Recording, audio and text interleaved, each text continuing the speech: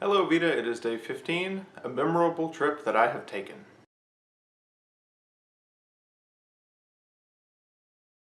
So confession time, today is actually Saturday the 16th. I wasn't able to record yesterday, and I did a pretty great story about my best day ever, which was a trip to Orlando that my wife and I took a couple of years ago.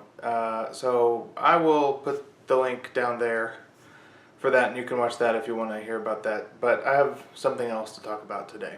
It's been kind of a rough week for the U.S. First there was the death of Robin Williams, which everybody took pretty hard, and then there was the shooting that happened in Ferguson, Missouri.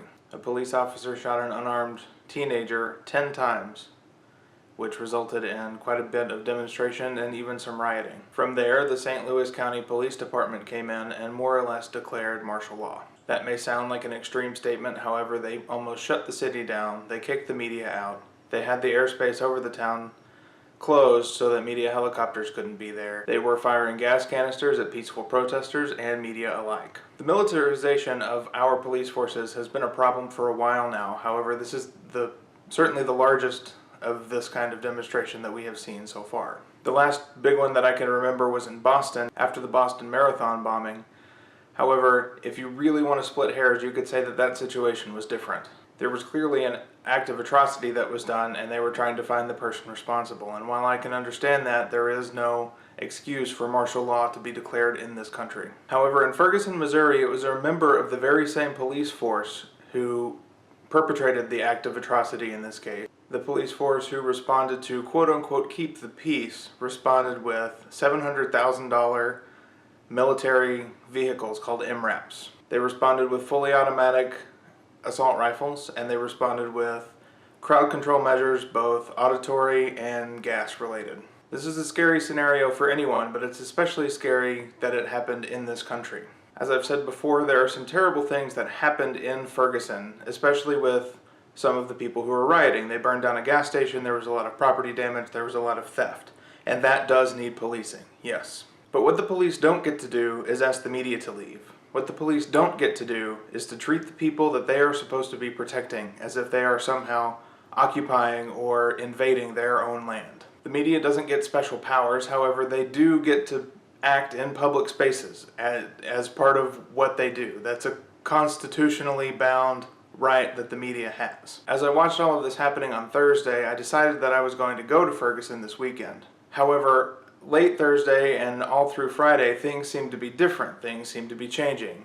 The state police became involved, they had a new face in charge, and things started to be getting better. However, today I found out that they have called for a state of emergency and have initiated a curfew for the quote-unquote protection of the town. While I understand that there are still riots and there is still property damage and there is still looting happening, this is the United States. We are not prisoners in our own homes. We are not prisoners in our own towns. This isn't how we do things. If this is how we do things from now on, then we are on a very long, hard road. There's a way out of this. I don't know exactly what that is, but that road will be hard. It will take many people standing up for their rights. It will take many people refusing to be afraid of the police forces who are supposed to exist to protect them. It will take politicians who are out for more than money. It will take politicians who are out for more than just their own glory. I don't know that we have any of those. There's a basic ethos of this country that has been lost if this is the future that we're going to be living in. It's an ethos of freedom. It's an ethos of independence. It's the very idea that a people should not be afraid of their government. But here we are, with municipal police forces having military-grade equipment that they are clearly okay with using against their own citizens. This is a very bad thing, and I don't know how many people don't realize that, but I'm sure that there are many who think that what's happening in Ferguson is okay. But I want to make sure that you understand that it is not. Again, I don't know the solution. In fact, I don't know that there is a solution that will put us back in the path of greatness that maybe we were once on. But I do know that the path that we seem to be going down right now is going to be bad for you and for me and for everybody else in this country. And we need to do something to change it. That's all that I've got for today. We will see you tomorrow.